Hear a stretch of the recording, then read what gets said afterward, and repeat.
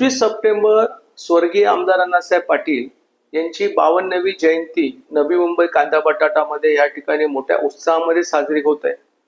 अण्णासाहेबांचं स्वप्न होतं मराठा आरक्षणाच्या संदर्भामध्ये. आज मराठवाड्याकरिता आदरणीय देवाभाऊ यांनी मराठवाड्याकरिता निजामांच्या काळामध्ये असणारी जी कुणबी म्हणून तरतूद होती त्या तरतुदीकरिता GR काढला.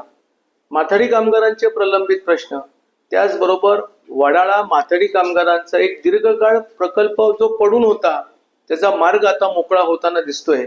आणि एकंदरच माथाडी कामगार उत्साहाने अण्णासाहेबांची जयंती आणि आपले लाडके देवाभावांचं मार्गदर्शन असा मेळावा उद्या संपन्न होणार आहे. खरं म्हणजे ह्या मेळाव्याच्या निमित्ताने दरवर्षी आम्ही मांडत असतो की गृह विभागाकडनं जे बाहुबली आहेत, ज्या बाहुबलींच्याकडनं माथाडी कायद्याचा दुरुपयोग होतो, उद्योग क्षेत्रामध्ये व्यापार क्षेत्रामध्ये माथाडी कायद्याबद्दलची मोठी प्रचंड नाराजी आहे. खऱ्या कामगारांना काम न मिळता हे बाहुबली ताकदीच्या जीवावरती पोलीस यंत्रणेला हाताशी धरून काम बळकवतात, काम मिळवतात. माथाडी बोर्डाचे चेअरमनची जी जबाबदारी आहे ते जबाबदारीमध्ये कामच करत नाही, कोणी त्यांनाही विचारत नाही आणि तेही राजरोषपणे बेकायदेशीर काम करतात. प्रलंबित माथाडी कामगारांचे प्रश्न आहेत ते हे मार्गीच लावा. आज नवी मुंबई APMC मार्केट हे राष्ट्रीय बाजारपेठ केलं, पण मूळ APMC मार्केटची अजूनही अस्वच्छता, गटर बरोबर नाहीये, सेस गोळा केला जात नाही.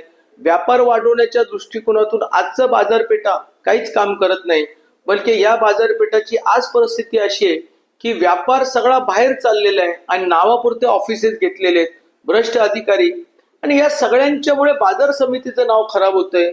मुख्यमंत्र्यांकडे एकच अपेक्षा आहे की तुमच्याकडे जरी गृह आणि नगर विकासच विभाग आहे, परंतु पणन असेल, कामगार असेल, महसूल असेल, या सगळ्या विषयाची एकदा सांगड घाला, खऱ्याला खरं म्हणा आणि जे खोटे आहेत त्यांच्यावरती कारवाई तरी करा.